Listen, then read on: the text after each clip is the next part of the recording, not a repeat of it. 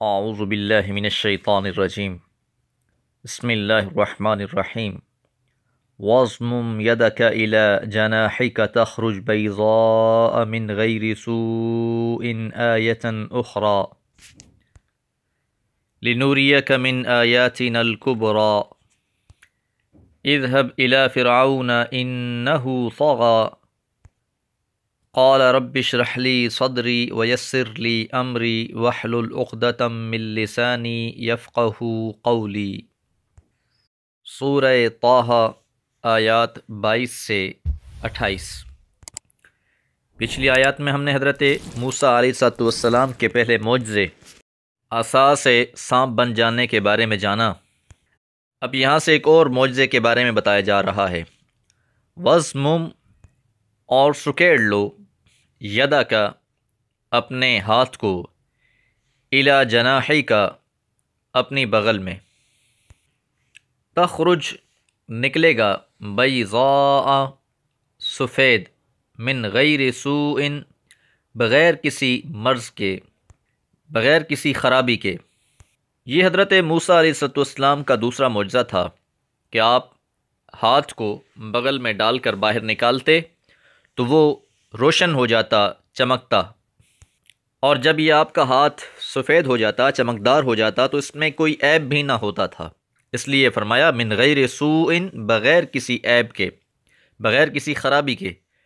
آیۃ اخری، یہ دوسری نشانی ہے۔ اردو ادب میں بھی ایک مصطلح استعمال ہوتی ہے، ید بیضاء، سفید ہاتھ، تو اس سے مراد بھی یہی معجزہ لیا جاتا ہے، اسی طرف اشارہ ہوتا ہے۔ ساتھ ہی اللہ تعالیٰ نے مقصد بیان فرما دیا، لِنُورِیَکَ، تاکہ دکھائیں ہم تجھ کو، من آیاتنا، اپنی نشانیوں میں سے، الکبریٰ، بڑی بڑی۔ یہاں یہ بات سمجھ لیجئے کہ عام طور پر ہوتا یہ ہے کہ انبیاء علیہم السلام اپنی قوم کو دعوت دیتے ہیں، قوم معجزوں کے تقاضے کرتی ہیں، اور پھر اس تقاضے میں کوئی نہ کوئی معجزہ پیغمبر وقت کو عطا کیا جاتا ہے۔ لیکن حضرت موسیٰ علیہ السلام کا معاملہ یکسر مختلف ہے کہ آپ کو نبوت عطا ہو رہی ہے، اور نبوت کے ساتھ ہی آپ کو معجزے بھی دیے جا رہے ہیں۔ اور اس کی خاص وجہ یہ ہے کہ حضرت موسیٰ علیہ السلام ایک سرکش اور جابر حکمران کی طرف رسول بنا کر بھیجے جا رہے تھے، جو شخصی اور قومی اعتبار سے حضرت موسیٰ علیہ السلام کا جانی دشمن تھا۔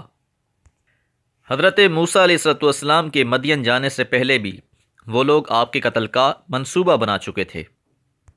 تو اب ایسے منتقم اور جابر قسم کے بادشاہ کی طرف پیغام لے کر جانا ہے، تو اللہ تعالیٰ نے آپ کو معجزے پہلے ہی عطا فرما دیے تاکہ آپ کو اپنی دعوت میں آسانی پیش آئے۔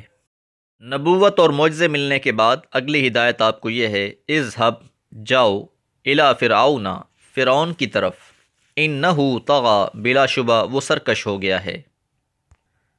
تو یہ پہلی مہم ہے جس پر حضرت موسیٰ علیہ السلام کو مامور کیا گیا ہے۔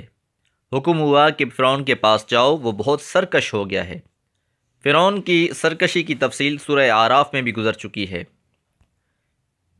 کہ وہ اپنے ظلم میں اتنا آگے بڑھ چکا تھا کہ اپنے آپ کو مصریوں کا رب اعلیٰ کہتا تھا۔ انا ربکم الاعلیٰ، سورہ نازیات میں بھی اس کی تفصیل بیان فرمائی گئی۔ اور مصری بھی فرعون کو اپنے سب سے بڑے دیوتا سورج کا مظہر سمجھا کرتے تھے۔ اس کے اسٹیچو اور بت سارے مصر میں پوجے جاتے تھے۔ تو اس لحاظ سے جو ذمہ داری تھی بہت بڑی تھی۔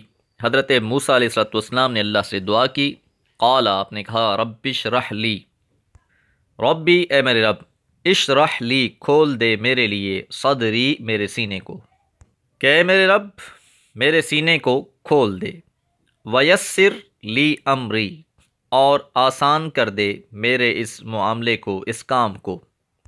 تو یہ جو مجھے مہم دی جا رہی ہے، اے میرے رب اس کو بھی میرے لیے آسان کر دے، میرے سینے کو بھی کھول دے، واحلل، اور کھول دے، عقدۃً، گرہ کو، من لسانی، جو میری زبان میں ہے۔ اب اتنی بڑی مہم کے لیے سب سے پہلے شرح صدر حاصل ہونا یہ بہت اہم ہوتا ہے۔ تو اس لیے آپ نے اپنی دعا کا آغاز اسی بات سے کیا کہ یا اللہ میرے سینے کو اس کام کے لیے کھول دے۔ کیونکہ جب کسی بھی کام میں انسان کو شرح صدر حاصل ہو جاتی ہے تو انسان بڑے سے بڑے کام کے لیے بڑی سے بڑی قربانی دینے کے لیے بھی تیار رہتا ہے۔ ساتھ اللہ تعالیٰ سے یہ بھی طلب کیا کہ اے مالک میرے اس کام کو میرے لیے آسان فرما دے، اور میری زبان میں جو لکنت ہے اسے تو دور فرما دے۔ تو یہ جب تینوں معاملات ہو جائیں گے، یفقہوا قولی، تو وہ سمجھیں گے میری بات کو، تاکہ وہ میری بات کو سمجھ سکیں۔ اس کے لیے اے مالک میں تجھ سے ان باتوں کا سوال کر رہا ہوں۔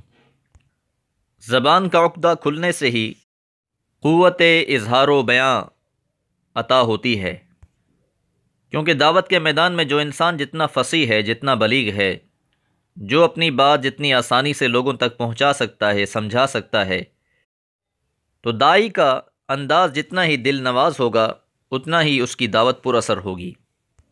دعا ہے اللہ تعالی ہمارے معاملات کو بھی آسان فرما دے اور ہم سے بھی اپنے دین کی خدمت لے۔ وما علیہ الا البلاغ۔